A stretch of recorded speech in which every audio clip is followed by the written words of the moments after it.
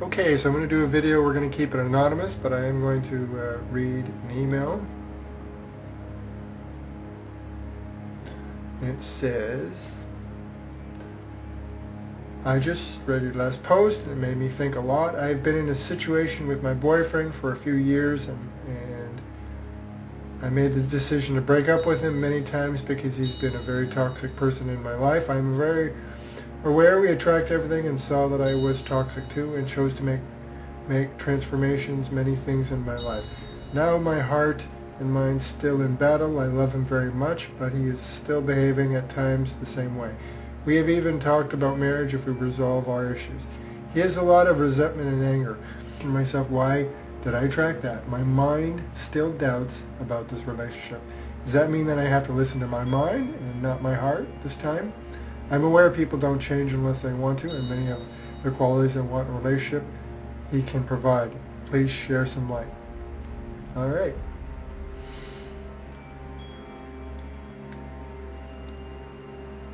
All right. So I'm just going to turn this off for a sec and then continue in a better room. I just needed to read that first. So,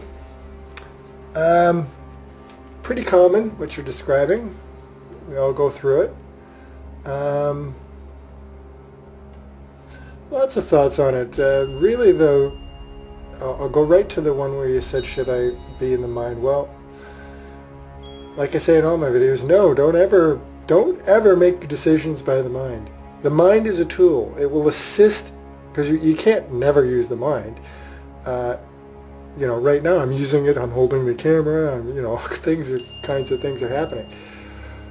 But when we make it, when we start to think that we're our mind, when we start to let it run the show and think that it's the entity, that's when we get into trouble. So inner stillness, quieting the mind is essential, because when we make the big decisions in life that later we go, man, I'm so glad I did that, or my life turned around, those came from here, not from here. It was then processed through here afterwards, but it came from a place of peace, self-love, and from here. Those are where the big movements happen in life. But when we try to stew and see, the mind creates the problems in the first place. There are no problems, there's just challenges. But the mind creates and labels and does all these things, and so it's the mind creating it in the first place and then being determined it's going to solve it. Well, and it just causes more problems. So in the relationship you've described, really, you're both going through the same thing. By default, I'm sure you are, and from the sounds of it, it definitely sounds, if he's holding on to resentment and anger and whatever, well, that's all up in the mind, and so are you. In a way. You're holding on to something, obviously. So, yeah, you've attracted him, absolutely. You're just really going to have to go to stillness. I mean, I can comment on the details of it, but really it's all up to you. That's just my opinion. I mean, if I was to look at it, I would say, well, I see a lot of things there. I see, well, first of all, we tend to, when we go into relationships, we're looking for somebody to fill something that we're not filling ourselves, and there's the problem, the real challenges right from the start, and where we encounter difficulties and repeat the same things over and over again, because nobody can fill that. You got to fill it yourself. So they don't fill it, and then you run to someone else. So do you want to break that pattern? Because so basically, fill it yourself. If he's providing certain things, it means he's not providing other things.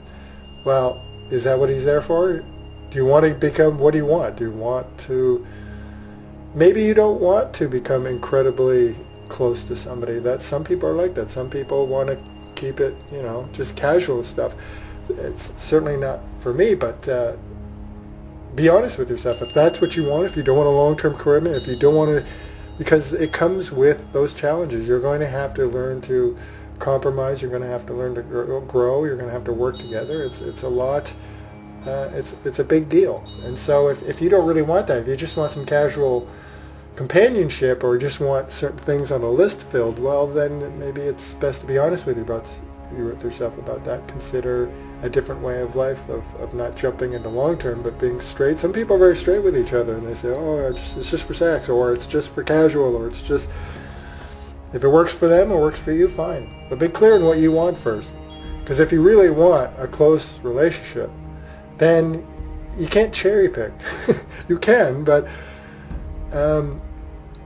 if you're going to jump, if you insist that you're going to go into these, but you just want what you want, but you don't want this, well, is that really unconditional love? Is that really what your soul's asking for? It's attracting so you can ascend certain things. So that's what relationships is. They're not just there to give us stuff that we like. They help us grow. We help each other grow. We trigger each other. So we can ascend the things we're trying to ascend. And by doing so, you can become even that much closer. So, getting straight what you want is important, is what I'm saying. Because a lot of people, they don't have it straight what they're looking for in the first place. And definitely ditch lists.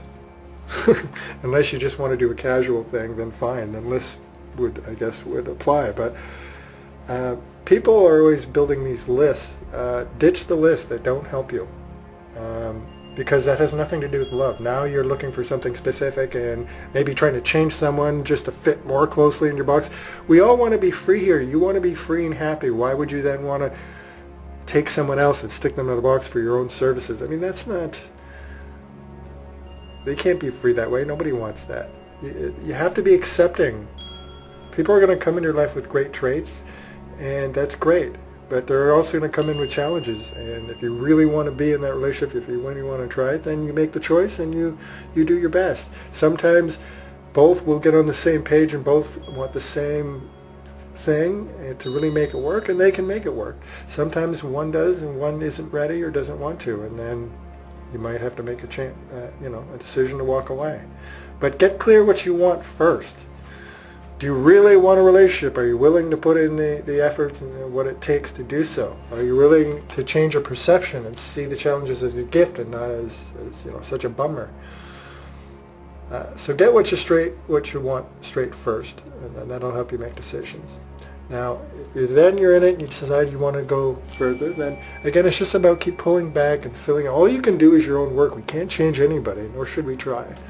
So that's up to him. All you can do is keep doing your work and see how it plays out.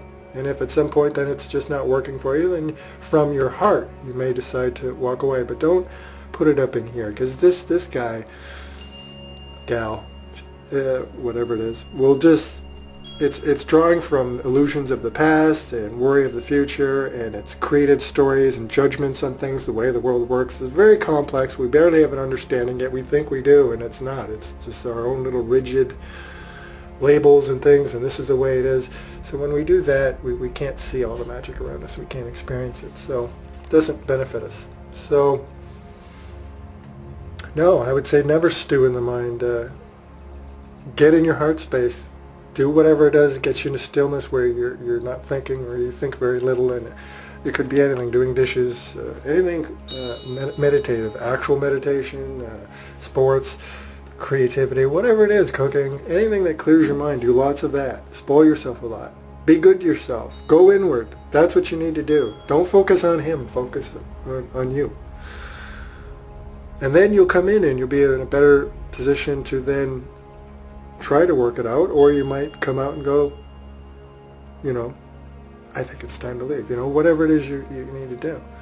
But get in here first. You're not going to solve it up here. And like I said, get straight what you want. It's good to know what you want. A lot of people, they have no idea what they want. They can't figure out when they jump into a relationship, and then the other person wants certain things, a certain lifestyle, or wants to, whatever it is, and they have no clue what they want. And then they get frustrated with the other person. I don't know what I want. Leave me alone. Well, is that really fair? Get straight what you want. There's so many people that expect so much from other people, but they can't get straight what they own want. Well, if you can't get straight what you want, how's anybody ever going to be able to, coexist with you? It's going to be very difficult. Because they don't know what you want. They don't know how to react. They do the best they can. So I'm just saying it helps to know what you want. When we know what we want, it just, obviously, it makes everything a lot easier. When we have an idea, a general path, again, forget the lists, because those won't make you happy anyways. You're not going to find someone, and that's not about love. Trying to find someone you think they're going to be funny, and they're going to be this, and they're going to be that. No, you can have a general dream of an idea. I would like someone who, who will open their heart and will go off and who's open to life and will go, whatever. You can have a general dream as long as you're not holding on to it as this has to be this. Sure, play with that. Or the kind of person you might like to. But, yeah, don't set out lists, because they don't help us. And without fail, when you're creating a list, guess what happens when you're in it? You create a whole new list.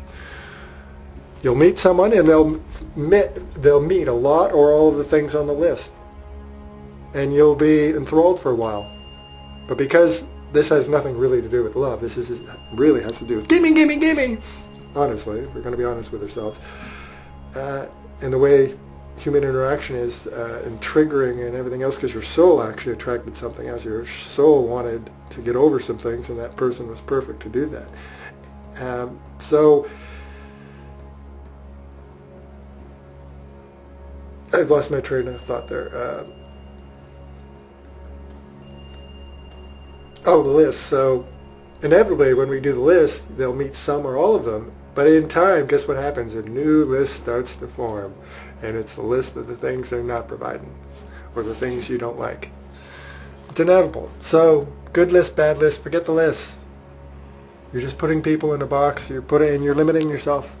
So forget the list. Figure out generally what you want.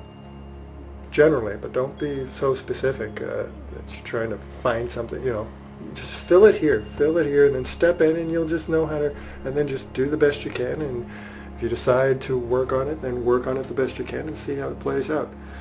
But you're right, you can't change them. We can't change anybody, and nor should we try. We can try to facilitate and grow, and if they really want to do that with you, then great. Then you have possibility for real magic. And I do want to mention one other thing about the marriage, and I'm not saying this applies to you, but it could. I don't know, because I'm just reading a little paragraph that you wrote. But since you put it up, I do want to point it out there, because it's an age-old story. I did notice that you wrote that you're both interested, if you can work it out, looking towards marriage. Yeah, be careful of that. I could be wrong. Maybe it's something different with you, and it totally could be. But we see more times than not, people get married because they think it's going to solve the problem. So if you guys are already thinking marriage, but I mean, you've been thinking of leaving him the whole, for quite some time now, and he might have been thinking the same thing. So there's a huge push to leave. There's obviously a push to stay, but now you're also talking about the future, and it's based on a condition. If we can fix each other or straighten this out or whatever it is, I don't know. I'm just making stuff up. I'm not saying this is you, but if we can get this straight, then we just be careful, because if that's the mentality, often the marriage thing will come closer into the picture, and we see it a lot of times. People will get married thinking it's going to solve the problem, and of course it won't. Marriage has nothing to do with it. It's a symbol. So a marriage is just a symbol. So if you're ready to take on that symbol together, and do a life and use that symbol, then that's up to you. But marriage will solve nothing. It'll